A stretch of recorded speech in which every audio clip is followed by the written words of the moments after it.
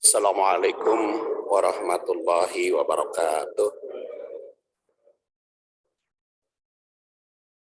Alhamdulillah wassalatu wassalamu ala Rasulillah wa ala alihi wa sahbihi wa mawala. Amma ba'du fa ya ibadallah usikum wa iyaya bitaqwallah fa innal jannata mu'iddat liman ittaqah. Qala ta'ala fil Qur'anil Karim, a'udzu billahi minasy syaithanir rajim, ya ayyuhalladzina amanu taqullaha haqqa tuqatih wa la tamutunna illa wa antum muslimun. Jamaah rahimakumullah, pada pagi ini kita akan menuntaskan kajian surat Al-Hujurat, yaitu ayat 17 dan 18 sesuai dengan rencana. Saya sengaja walaupun di bulan Ramadan bahasannya tetap ngancak, karena kemarin juga ada dikasih judul oleh masjid, tahu-tahu sudah dekat, Pak, katanya kembali ke program saja, ke program biasa. Jadi tidak terpengaruh oleh bulan Ramadan. Kenapa? Karena kalau bab Ramadan banyak yang bahas, katanya. Iya, jadi di Darussaada juga tetap saja kepada program. A'udzubillahi minasyaitonir rajim. Yamunnuna 'alaika an aslamu. Qul la tamunnu 'alayya islamakum.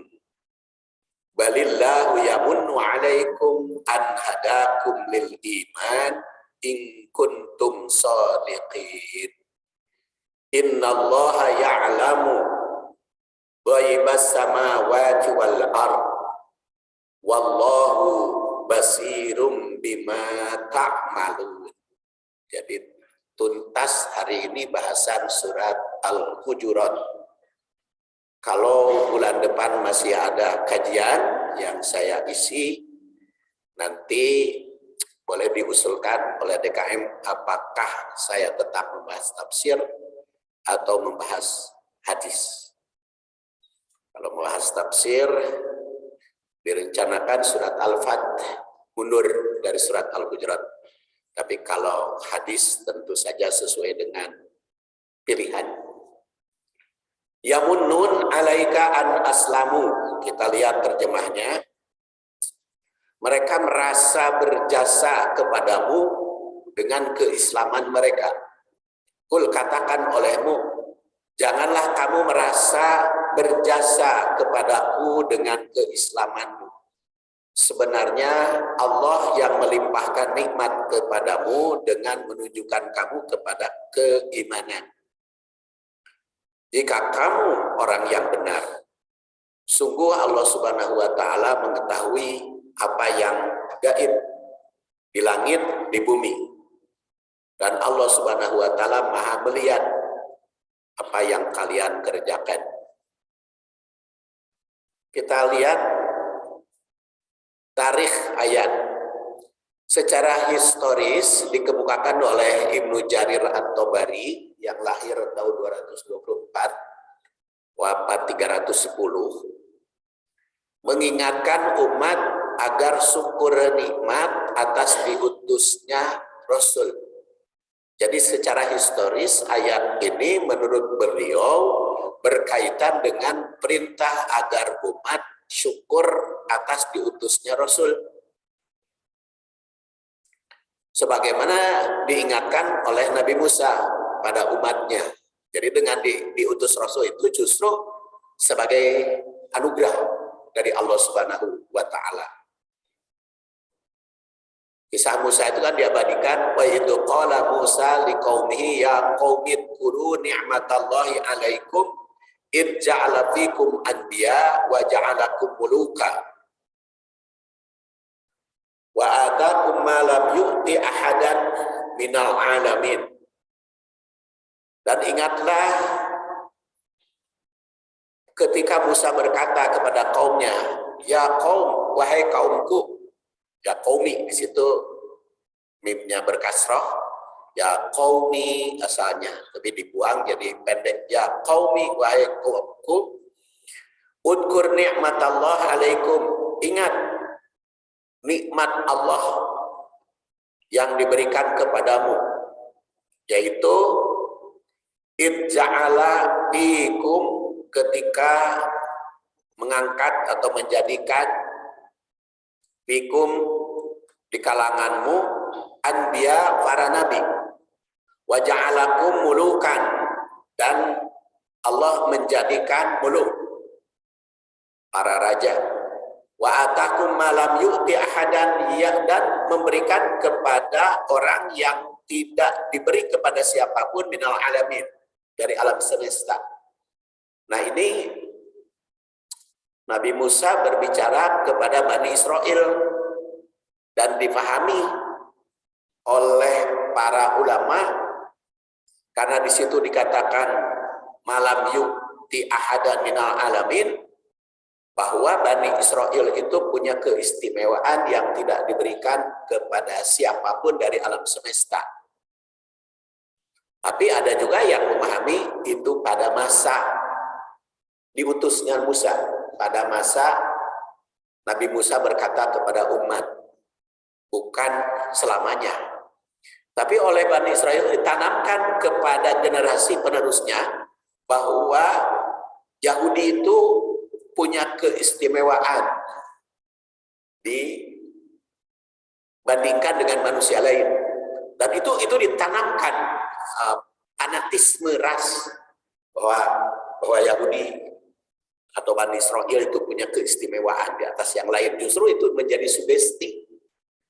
Makanya Yahudi selalu gagah, selalu perkasa, dan dari dulu sampai sekarang masih tetap yang menguasai dunia. Sekarang itu kan Amerika itu Yahudi. Jadi ditanamkan itu sugesti terhadap generasi. Ya, sama kepada generasi Palestina ditanamkan benci Yahudi. Sehingga dari kecil orang-orang Palestina itu benci kepada Yahudi. Makanya kalau Yahudi jempling-jempling gitu ya, tidak berbuat apa-apa, maka anak-anak Palestina itu biasanya bikin ulah. Sehingga ada alasan untuk ngegempur, begitu katanya. Tapi ya walau alam masih diperbincangkan di kalangan para ahli. Jadi Nabi Musa saat itu mengingatkan umatnya agar bersyukur atas diutusnya Nabi kepada umat. Jadi bukan umat yang merasa berjasa pada para nabi, justru Rasul yang berjasa kepada umat Allah Subhanahu wa Ta'ala, yang memberi nikmat dengan diutusnya para nabi dan Rasul itu. Bukan umat merasa jasa kepada nabi. Di ayat ini secara tarikh sebagai penegas, jangan lupa tasyakur atas nikmat diutusnya Rasul. Kemudian tarikh yang kedua, orang dusun Arab karena mengharap dilindungi dan mendapat keimanan, maka datang kepada Rasul mengaku beriman. Sehingga dikisahkan oleh ayat sebelumnya, wa qalatil a'rab amanna qul lam tu'minu walakin qulu aslamna walamma yadkhulul iman fi qulubikum wa iyutiullah wa rasulah la yalidkum min amwalikum wa iyutiullah wa rasulah la yalidkum min amwalikum syai'an innallaha ghafurur rahim. Jadi ketika orang dusun Arab menghadap kepada Rasul mengaku beriman, maka dibantah oleh ayat itu. Allah Subhanahu wa Ta'ala memerintah kepada Rasul untuk membantah keimanan mereka. Karena justru mereka itu bukan mukmin, karena hati nama tidak beriman, cuman taluk aja, takut diperangi, takut dikalahkan, sehingga ngaku beriman. Makanya di situ dikatakan lam tu'minu, kalian belum beriman, baru aslamna, baru Islam, baru penyerahan diri, baru taluk. Kenapa? Karena innamal mu'minun, orang mukmin itu adalah alladzina amanu billah wa rasulih summa lam yartabu wa jahadu bi amwalihim wa anfusihim fisabilillah. Orang mukmin itu adalah orang yang benar-benar beriman kepada Allah dan Rasul dan dibuktikan dengan tidak ragu sedikit pun untuk jihad. Jadi kalau masih ragu untuk berjihad, baik dengan harta, tenaga, maupun bahasa, itu tetap diragukan keimanannya kalau belum mau berjihad. Jadi kalau imannya baru dari sudut ritual belaka, dari sudut sholat, zakat, saum, haji, belum diwujudkan di dalam jihad fisabilillah, masih diragukan. Karena apa? Karena iman itu benar-benar iman kepada Allah, Rasul, walam yartabu, tidak ragu. Dibuktikan juga oleh jihad, baik dengan harta maupun dengan jiwa. Nah, ternyata setelah ditegaskan harus siap berjihad sebagai tanda iman, maka mereka bersumpah bahwa dirinya telah beriman secara syirih. Walaupun tidak mau berjihad, sebetulnya rahasia saya benar-benar beriman. Maka dibantah oleh ayat berikutnya, qul atu'allimunallaha bidinikum. Katakan olehmu, apa kamu mengajari Allah dengan agamamu? Padahal wallahu ya'lamu ma fis samawati wal ardh. Allah Subhanahu wa taala tahu apa yang ada di langit dan di bumi. Oke, ternyata setelah ditegaskan harus siap berjihad sebagai tanda iman, maka mereka bersumpah bahwa dirinya telah beriman secara sirih. Maka Allah membantahnya. Qul atu'allimunallaha bidinikum. Nah, setelah perbincangan itu, bantah-membantah dengan petunjuk Al-Quran, Rasul itu, maka mereka menyatakan, ya kami beriman, makanya kamu harus memberi imbalan kepada Rasul. Rasul itu memberi imbalan karena dengan keimanan kami kan kamu jadi kuat, katanya, kata mereka. Nah, maka di sini ayat terakhir ini menegaskan, yamunnuna alaik in aslamu qul la tamunnu ala islamikum. Mereka menyatakan diri orang yang berjasa, katakan kamu sebetulnya bukan berjasa kepada Rasul. Justru Rasul Shallallahu Alaihi Wasallam berjasa kepada kalian dengan diutusnya Rasul itu. Jadi tidak sepatutnya umat merasa telah berjasa pada Rasul dengan keimanan. Sebenarnya umat itu yang harus bersyukur kepada Allah, sehingga karena diutus Rasul sehingga kamu menjadi mukmin. Karena keimanan itu sebetulnya bukan jasa dirimu, tetapi itu jasa Rasul karena telah diutus oleh Allah Subhanahu wa taala. Jadi Rasul SAW justru yang berjasa mendakwahi umat sehingga menjadi mukmin. Itu tarikh. Langkah berikutnya tanasub. Kaitkan dengan ayat sebelumnya. Ayat 16 mengecam orang yang mengajari Allah dan Rasul bahwa dirinya telah mengaku beriman secara benar, padahal masih pura-pura. Hatinya belum. Maka ayat 17 menandaskan bahwa jangan merasa berjasa pada Allah dan Rasulnya dengan keimanan. Iman itu merupakan taufik dari Allah. Jadi kalau kalian ayat ini ketika ayat ini kita baca beriman, sekarang itu justru karena hidayah atau taufik dari Allah Subhanahu wa taala, bukan karena kita berjasa kepada Islam. Itu kaitan.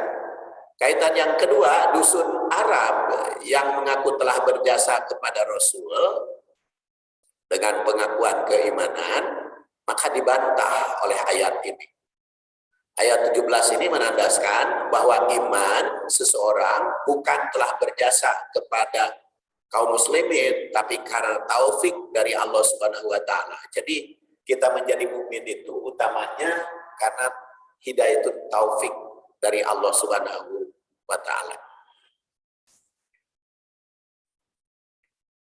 Tanasub yang ketiga, ayat 16 menandaskan bahwa Allah mengetahui segalanya. Maka pada ayat 17 ditandaskan jangan merasa jasa atas keimanan. Ditandaskan pada ayat 18 bahwa Allah Subhanahu wa taala mengetahui segala yang gaib, baik yang ada di bumi maupun yang ada di langit. Oleh karena itu, Dia Maha tahu atas keimanan. Jadi yang mengetahui gaib itu hanya Allah. Jadi kalau ada manusia mengetahui hal yang gaib itu bohong.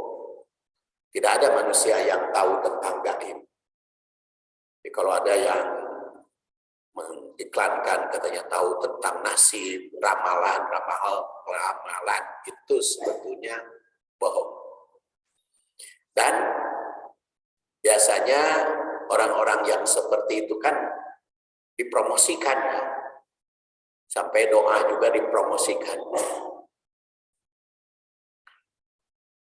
Sekarang kita lihat ke tahlil tafsir.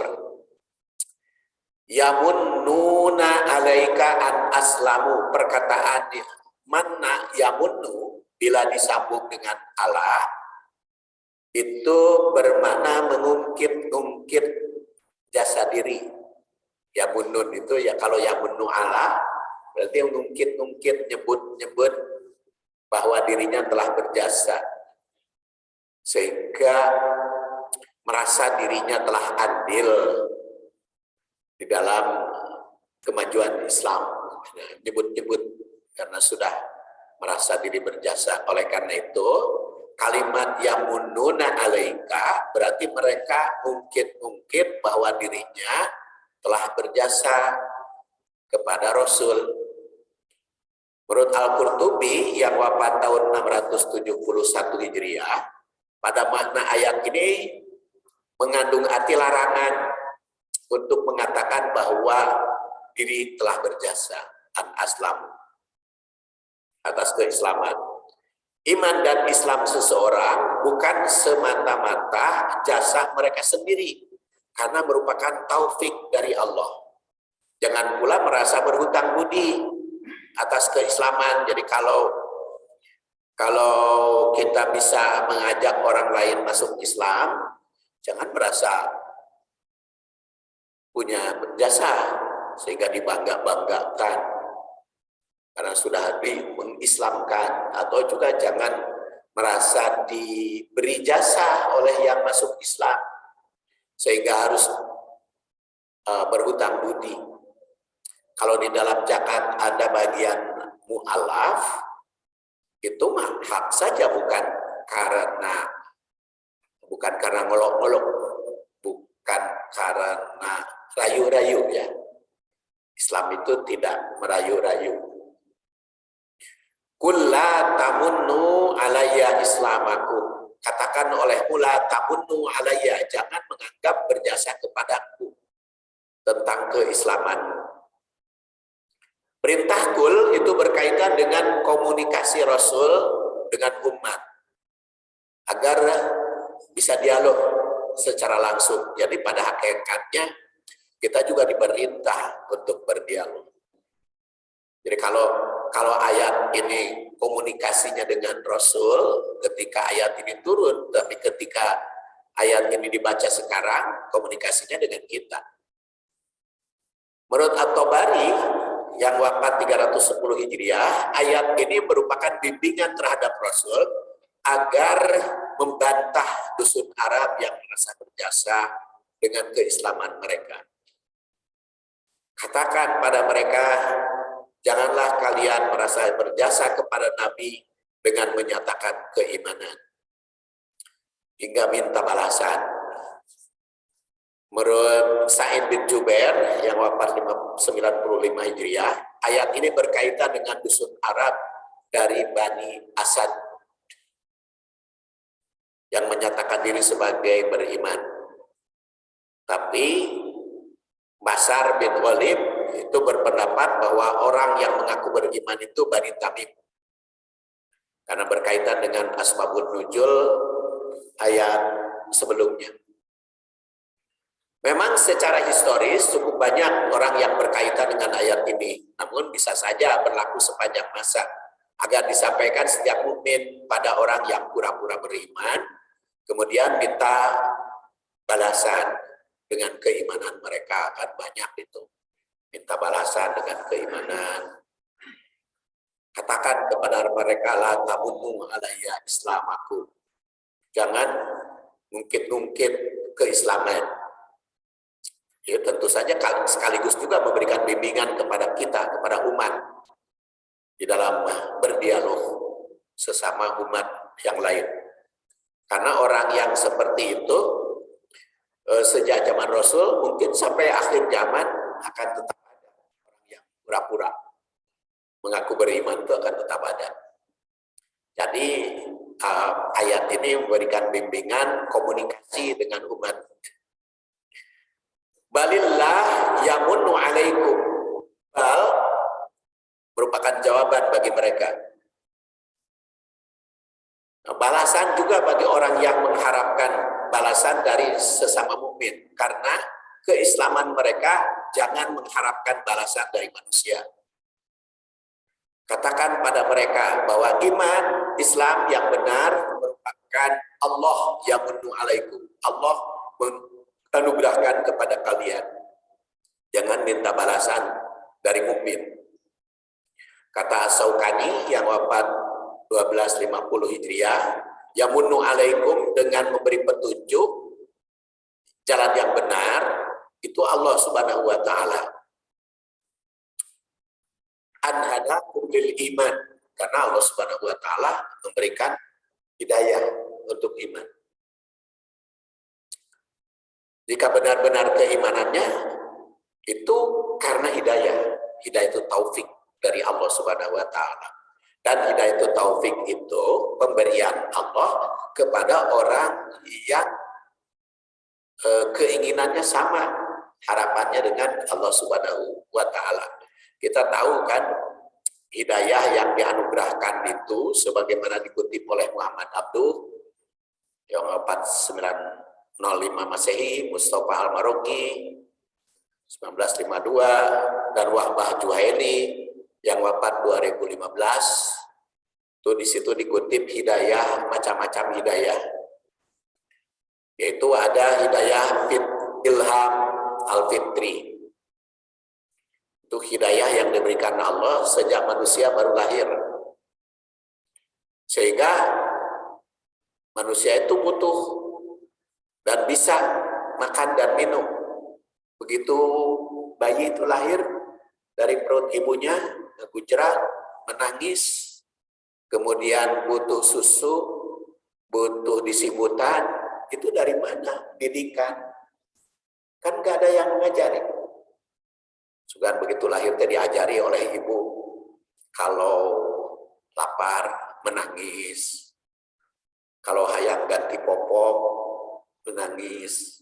Kalau bahagia, tertawa. Kan nggak ada itu. Nggak ada pelajaran itu. Kepada bayi, ujuk-ujuk bisa. We. Dan hidung we gitu.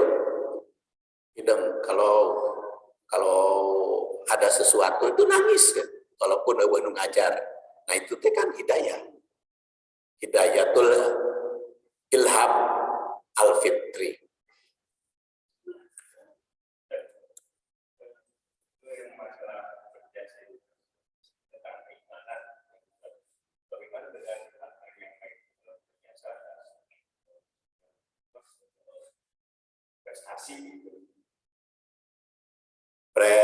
Sumbangan.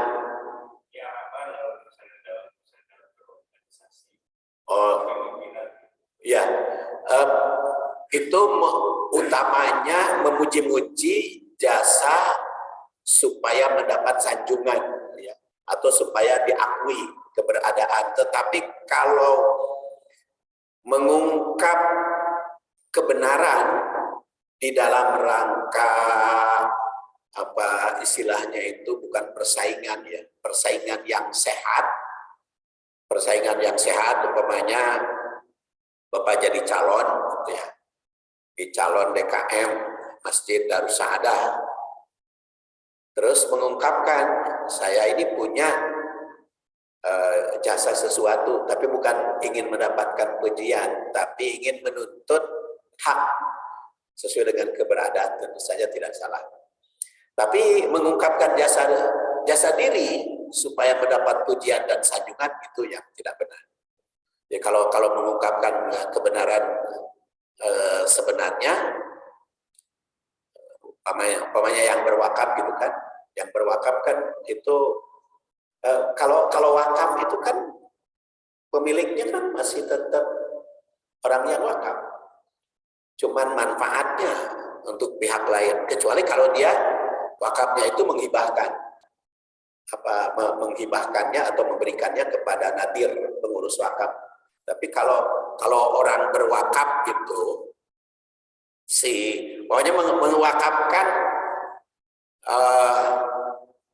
laptop ya, ada yang mewakafkan laptop untuk Darus Saadah. Si laptop itu sendiri pemiliknya yang mewakafkan itu, cuman manfaatnya untuk umat. Jadi itu si pemiliknya bisa ngatur, yang mewakafkan itu masih bisa ngatur. Banyak kita wakaf masjid ya, dibangun oleh kita semuanya, si masjid tersebut diwakafkan kepada umat. Nah si wakif itu masih bisa ngatur karena itu pemilik wakifnya, pemilik wakafnya. Kan wakaf itu pengertiannya habsul ain, jadi menahan si benda tersebut tidak dimanfaatkan oleh dia karena manfaatnya untuk pihak lain, tetapi pemiliknya belum tentu diserahkan. Jadi itu mungkin mengungkap jasanya dia sebagai wakif. Tapi kalau karena keislaman atau karena keimanan sehingga minta balas jasa, itu yang tidak dibenarkan. Kemudian hidayatul hawas, hidayah yang diberikan Allah Subhanahu wa taala kepada manusia dan hewan, itu hidayatul hawas. Makanya sering disebut panca indera. Tapi kan ternyata bukan hanya 5 indera itu. Sehingga ada istilah indera ke-6. Kenapa ada istilah indera ke-6? Saking bingungnya ngaran. Kan ada rasa, ada ambe, ya, ada lihat, ada itu kan 5 panca indera. Tapi ternyata ada yang ke-6 yang kadang-kadang tidak diketahui. Sehingga indera ke-6 itu anugerah dari Allah Subhanahu wa taala.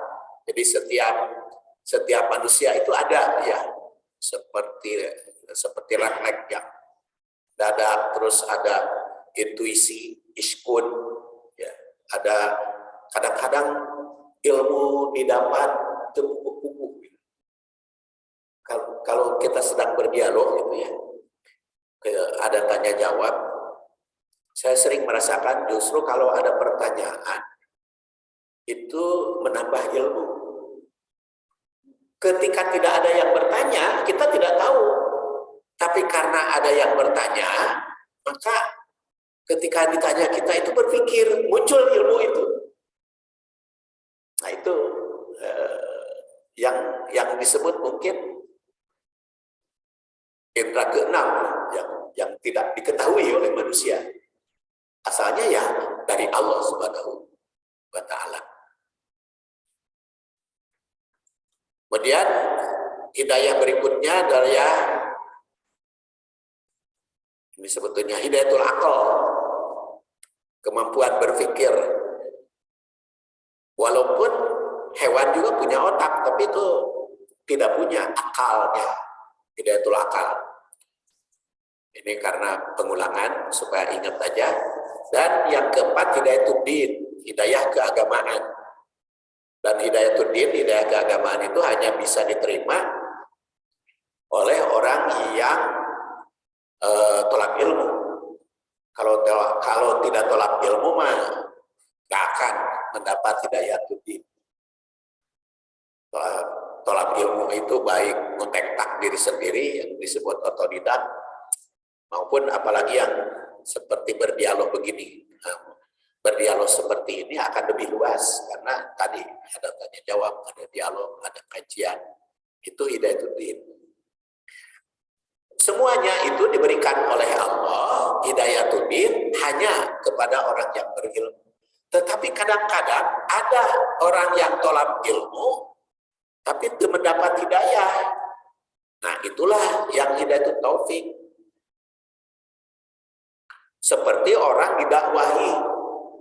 Abu Thalib itu didakwahi oleh Rasulullah SAW terus-menerus, tapi dia tidak beriman.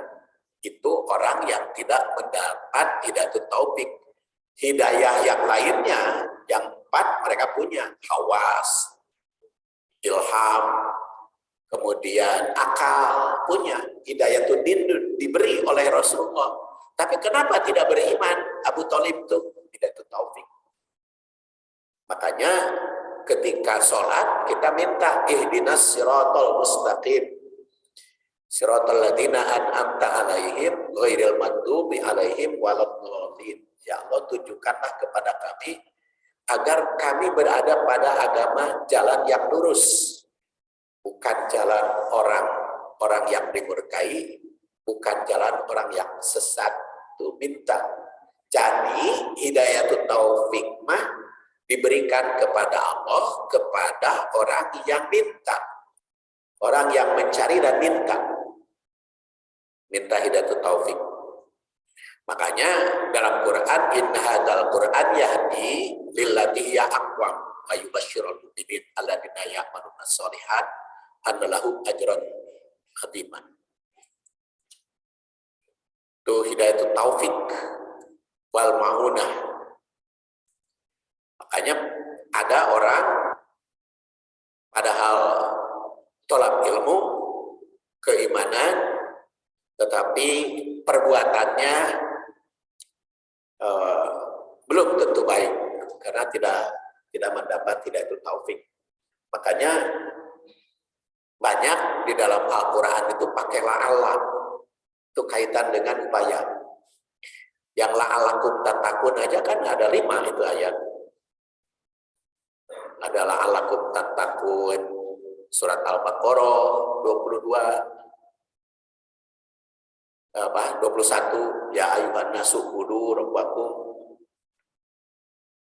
Di situ la'allakum tattaqun. Ada Al-Baqarah 62 la'allakum tattaqun. Ada Al-Baqarah 183 saum la'allakum tattaqun. Ada di dalam surat Al-An'am juga la'allakum tattaqun. Apa itu la'alla? La'alla itu kan litaruji, harapan. Jadi tidak ada jaminan dari Allah. Orang yang saum itu pasti takwa, nggak ada. Makanya menggunakan la'alla. Jadi saum bisa takwa kalau orang yang saum itu ada usaha. Ada usaha, ada harap dari Allah Subhanahu wa taala, ada upaya gitu, menjadi manusia takwa itu. Di dalam Al-Qur'an itu la'alakum tattaqun itu tidak kurang dari 5 ayat. Nah, itu bisa ditelusuri dengan tanasub ayat. Innallaha ya'lamu ghaibas samawati wal ardh. Sesungguhnya Allah Subhanahu wa taala yang tahu kegaiban langit dan bumi. Pangkal ayat ini diawali inna, merupakan taukid atau penguat. Maka diartikan sungguh atau sesungguhnya. Ditegaskan olehnya bahwa Allah Subhanahu wa taala ya'lam, Maha tahu ghaibas samawat wal ardh, kegaiban atau apa yang gaib di langit dan di bumi. Manusia ada yang tahu bumi dan langit, tapi tidak tahu kegaiban. Tahu manusia itu tentang bumi, bentuknya bumi, bumi Bandung, bumi Indonesia, tapi gaibnya yang ada di bumi nggak tahu. Dia tahu tentang langit, lihat di atas, tapi gaibnya tidak tahu. Jadi pengetahuan manusia tentang lahiriah saja, gaibnya tidak tahu. Hanya sebagian kecil, itu juga lahiriah, tidak semuanya ya. Apalagi yang gaib, yang lahiriah aja, yang sebagian kecil, apalagi yang gaib. Manusia yang mengaku tahu tentang gaib di langit dan di bumi itu bohong. Allah Subhanahu wa taala berfirman, "Qul la ya'lamu man fis samawati wal ard al-ghaib illallah. Wa ma yash'urun ayyana mub'atsun." Katakan, tidak ada sesuatu pun di langit dan di bumi ini yang mengetahui perkara yang gaib. Jadi tidak ada manusia. Jadi ayat ini diawali dengan kul, memerintah Rasul menyampaikan pada umat bahwa di langit dan di bumi tidak ada yang tahu masalah gaib selain Allah. Dengan demikian termasuk Rasul tidak mengetahui masalah gaib. Jadi kalau Rasul berbicara gaib itu hanya informasi dari Allah, dia hanya menyampaikan saja, menyampaikan wahyu yang diberitahu oleh Allah Subhanahu wa taala, bukan pengetahuan dia, bukan dia sendiri yang tahu. Jadi di sini tegaskan dengan layak lamu, tidak ada yang tahu. Disambung dengan illallah, kecuali Allah. Jadi tegas bahwa yang tahu gaib itu hanya Allah. Manusia tidak boleh ada yang mengaku mengetahui kegaiban. Jika mengatakannya pada ada yang merupakan mengatakan tahu gaib itu kebohongan belaka. Makanya jangan percaya kepada orang yang mengaku tahu tentang gaib. Jika Rasul mengetahui yang gaib, itu hanya informasi dari Allah berdasar wahyu, bukan pengetahuan dia. Beliau tidak tahu masalah gaib atas penelitian atau kemampuan diri. Beliau hanya tahu dari Allah berdasar wahyu. Rasul sallallahu alaihi wasallam pun tidak mengetahuinya kecuali atas dasar wahyu. Alimul ghaib fala yukiru ala ghaibati ahad illa man irtada bir rasulin fa innahu yasluku min baina yadayhi wa min khalfihi rasada.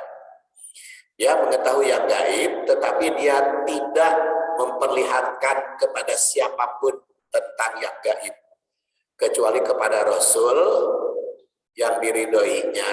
Maka sesungguhnya dia mengadakan penjaga-penjaga malaikat. Jadi hanya Rasul yang dikasih tahu tentang gaib oleh Allah, itu juga pilihan. Rasul juga tidak semuanya.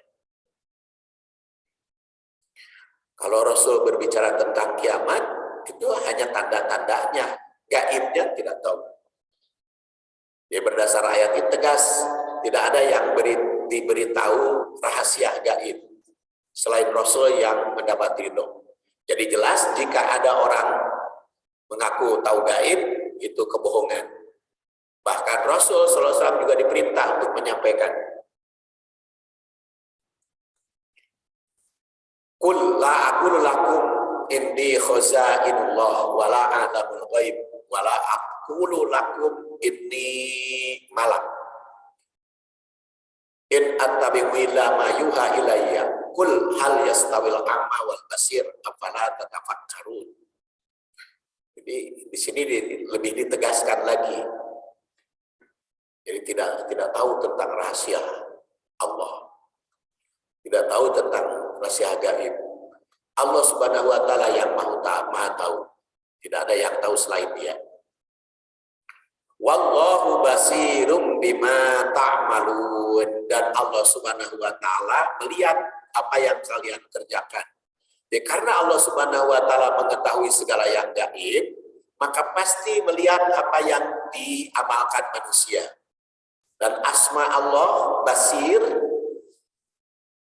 itu menembus segala rahasia, baik yang lahir maupun yang gaib. Tidak ada rahasia baginya apapun yang diamalkan manusia, bahkan yang diniatkan itu ditekadkan, itu pasti bakal tahu. Kalimat bima ta'malun, apa yang kalian kerjakan, itu bukan hanya amal lahiriah, amal batiniah saja sudah tahu. Jadi keyakinan ini harus melekat pada sanubari orang beriman, bahwa dirinya diketahui, dilihat oleh Allah. Keimanan seorang muslim termasuk kualitasnya itu diketahui, maka akan selalu berusaha meningkatkannya. Jadi surat Al-Hujurat ini diawali ayat pertama memanggil orang yang beriman, ya ayyuhalladzina amanu la tuqaddimu bainallahi wa rasuli, dikunci dengan basir, basirun bima ta'malun, mengetahui apa yang kalian kerjakan. Oleh karena itu, isinya mesti ditadaburi, diamalkan, diterapkan dalam segala kehidupan. Sekarang kita lihat langkah berikutnya, takwil ayat. 1. Orang yang mengaku beriman jangan merasa berjasa pada Islam. Seharusnya mereka bersyukur atas hidayah taufik yang Allah berikan sehingga menjadi mukmin yang benar. Makanya kan khotib kadang-kadang berbicara alhamdulillahilladzi an'amana bil iman. Segala puji bagi Allah yang telah menganugerahkan iman kepada kita dengan keimanan. Karena iman itu merupakan anugerah dari Allah, iman yang benar. Sehingga iman yang benar itu termanifestasi dalam ucap, sikap, tekad, dan perbuatan. Nah, kenapa kita kadang-kadang merasa berat, tidak mau untuk berbuat dosa? Karena iman itu dianugerahkan. Walakin Allah habbaba alaikumul iman. Masih dalam surat Al-Hujurat. Enggak? Di ayat yang lain yang dikatakan iman itu ada yang amanu hajaru jahadu yang paling menempati. Yang katakan halusan tadi, yang iman itu seringnya berjihad. Apakah itu sudah boleh? Ya, innalladzina amanu wa hajaru wa jahadu fi sabilillah ulaika yarjunallah. Yarjuna rahmatallah. Sesungguhnya orang yang beriman disertai jihad, disertai hijrah dan jihad, itu orang yang mengharap rahmat Allah. Jadi orang yang beriman mengharap rahmat Allah itu harus 3 serangkai. Iman, hijrah, jihad. Iman itu apa? Keyakinan pada yang 6 perkara. Demikian menurut riwayat Ahmad dalam musnadnya yang mahir 164 wafat 241 Imam Ahmad. Jadi 6 perkara. Kemudian dimanifestasikan iman itu di dalam ucap, sikap, dan perbuatan. Kita sholat, kita zakat, kita syahadat, sholat, zakat, saum, haji, itu iman. Kita nikah dengan aturan Allah dan Rasulnya, itu iman. Nah sekarang hijrahnya bagaimana?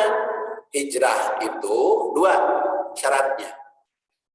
Pertama, peningkatan, perbaikan. Jadi iman yang kita lakukan itu diperbaiki terus, itu hijrah. Kedua, hijrah itu man hajara manahallahu anhu, meninggalkan yang bertentangan dengan keimanan, itu hijrah. Jihadnya bagaimana? Memperjuangkan orang lain. Itu jihadnya, agar orang lain beriman. Jihad itu harus ada perjuangan. Makanya bedanya iman dengan jihad. Kalau jihad mah ada objek yang diperjuangkan. Makanya tiga serangkai itu: amanu, hajaru, jahadu. Iman, hijrah, dan jihad. Harus tiga-tiganya. Jadi kalau ibu sekarang ngurus harta suami sesuai dengan syariat Islam, itu karena iman. Meninggalkan yang dilarang itu hijrah. Sekarang jihadnya bagaimana? Jihadnya di antara harta itu digunakan untuk perjuangan agama Allah. Makanya ketika kita ditanya bagaimana sekarang saya sudah tua, punya harta, mau dibagikan aja kepada anak sebelum meninggal, maka saya tanya unsur jihadnya bagaimana?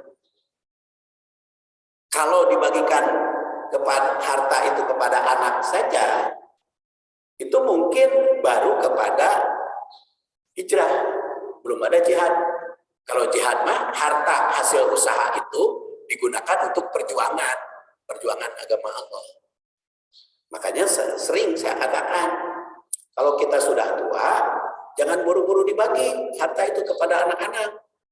Biarkan saja anak-anak nanti juga mendapat waris dari kita, tapi manfaatkan untuk kepentingan jihad di jalan Allah.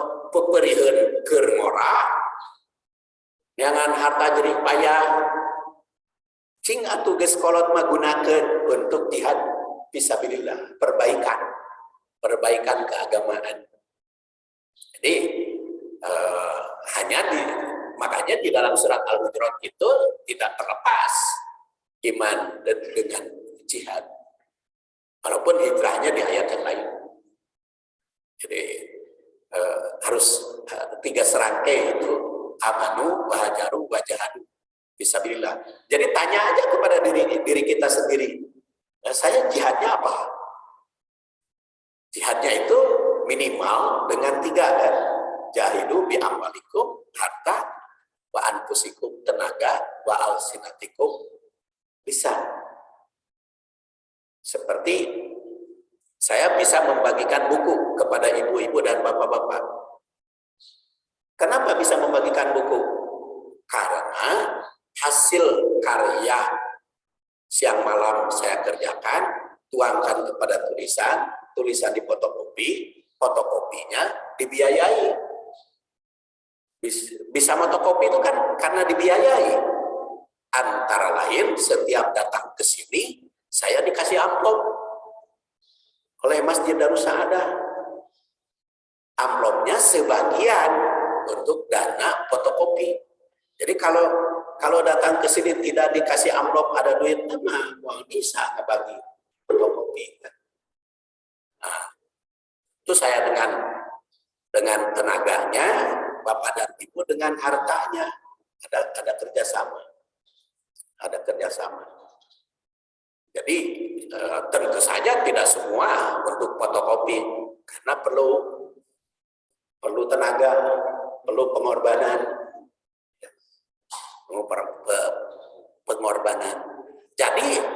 Jadi Bapak dan Ibu DKM memberi amplop kepada saya setelah ceramah, itu bukan mengemis itu sayanya, tapi itu hak yang saya terima, sebagiannya untuk kepentingan jihad di jalan Allah. Jadi kalau tidak ada alat susah. Nah, bisa tampil di layar itu kan karena ada alat. Alatnya itu adalah harus dibeli. Dibeli itu adalah dari harta. Jadi jihad itu tenaga, harta, dan jiwa. Jiwa, harta, dan bahasa. Jiwa, harta, dan bahasa.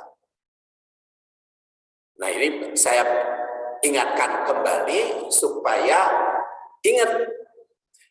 Jadi bahwa di dalam harta yang kita miliki itu harus berfungsi kepada tiga: iman, hijrah, dan jihad. Jadi di dalam harta yang kita miliki, tenaga, waktu. Jadi Bapak dan Ibu juga bertanya, sekarang jihadnya mana? Kalau rajin ke masjidnya itu iman, zakat itu iman, umroh haji itu iman. Hijrahnya kumaha? Harus peningkatan perbaikan dan meninggalkan yang bertentangan. Jihadnya bagaimana? Memperjuangkan kemaslahatan umat Islam. Kedua, mukmin yang benar merupakan anugerah Allah yang diberikan kepada orang yang berusaha menjadi mukmin. Mukmin yang benar. Ketiga, jika ingin diakui mukmin, sempurnakan keimanan dan manifestasikan dalam segala aspek kehidupan. Yaitu tadi antara lain hijrahnya seperti apa dan mana jihadnya. Dan jihad itu setiap muslim itu berkewajiban. Jadi kalau kita berjihad itu jangan hanya dikategorikan kepada yang berperang saja. Tapi ada enggak unsur memperbaiki orang? Keempat, jangan merasa diri sebagai orang yang paling hebat dalam keimanan. Hebatnya keimanan itu dihasilkan oleh usaha dan taufik. Kita punya ilmu dihasilkan oleh usaha kita. Kemudian Allah Subhanahu wa taala yang Maha tahu tentang kegaiban langit dan bumi. Tidak ada yang tahu masalah gaib. Tidak ada yang tahu masalah keimanan seseorang, ya. Saya tidak tahu keimanan Bapak dan Ibu. Ibu juga tidak tahu tentang keimanan saya. Itu hanya Allah yang Maha tahu. Yang penting kita saling memperbaiki supaya masuk kepada kategori jihad. Memperbaiki. 6. Urusan gaib tidak tidak berikan oleh Allah sembarangan orang. Hanya Rasul tertentu atas ridhonya yang mendapatkan informasi dari Allah. 7. Allah yang memiliki nama Basir, melihat segalanya. Tatbiknya, 1. Iman yang benar merupakan anugerah. Oleh karena itu patut kita syukuri, baik di dalam kehidupan untuk mencapai duniawi maupun ukhrawi, baik ucap, sikap, tekad maupun tindakan. Kedua, karena iman yang benar itu merupakan anugerah dan kenikmatan dari Allah, maka jangan mengungkit-ungkit jasa diri merasa punya saham dalam kemajuan Islam. Karena itu tanggung jawab kita. Kemajuan Islam itu merupakan kenikmatan dari Allah yang diberikan pada usaha seluruh manusia. 3. Salah satu sifat keimanan adalah merasa dirinya mendapat hidayah dari Allah. Hidayah yang dianugerahkan Allah pada manusia cukup banyak yang diberikannya, seperti tadi ada hidayah khawas, hidayatul ilham, hidayatul aql, hidayatul din, hidayatul taufik. 4. Orang dusun Arab menghadap kepada Rasul mengaku beriman, dibantah oleh ayat ini, belum beriman kalau belum diwujudkan. Ternyata diwujudkannya itu bukan hanya yang bersifat ritual, bukan hanya syahadat, sholat, zakat, saum, haji, tapi juga harus diwujudkan di dalam jihad dan hijrah. Jadi harus diwujudkan kalau iman yang benar. Jadi sehingga 3 hal itu tidak boleh terpisah. Harus 3-tiganya dipenuhi. 5. Pendidikan keimanan bukan hanya yang bersifat lahiriah, tapi juga bersifat ruhani. Iman bukan hanya penyerahan secara lahir, tapi kepercayaan batin. Oleh karena itu, iman bukan hanya pada yang bentuknya lahiriah, tapi juga pada yang gaib. Ya, iman kepada yang gaib. Maka informasinya hanya dari wahyu, baik berupa Al-Quran maupun Sunnah. Orang yang mengaku punya pengetahuan tentang rahasia gaib adalah bohong. Tidak dapat dipercaya, karena urusan gaib hanya diinformasikan kepada Rasul berdasar wahyu. Nah, tidak ada yang sembunyi bagi Allah karena tahu lahiriah gaib maupun lahir. Allah Maha tahu tentang rahasia manusia, baik hati nurani, getaran jiwa, denyutan jantung, isak nafas, Dia Maha tahu. Terus 7, pendidikan iman kepada Allah yang mengetahui segalanya mesti diterapkan dalam keyakinan, merasa diawasi. Jadi iman itu harus merasa diawasi sehingga untuk berbuat salah itu enggan. Itulah jam 6 sudah tiba dan waktu duha sekarang 6.15. Kan itu dari jaminan dari Allah ya. Orang yang melaksanakan sholat subuh berjamaah, kemudian berzikir di masjid, seperti sekarang ini kita berzikir, tadabbur Al-Quran dan hadis sampai terbit matahari, baru terbit matahari sholat duha atau sholat isyraq atau sholat tawabin, maka itu seperti orang berhaji dan umrah. Hadis diriwayatkan oleh At-Tirmidzi yang dianggap sahih oleh Nasiruddin Albani yang wafat tahun 1999. Kita akhiri dengan doa. Subhanakallahumma wa bihamdik asyhadu an la ilaha illa anta astaghfiruka wa atubu ilaik. Assalamualaikum warahmatullahi wabarakatuh.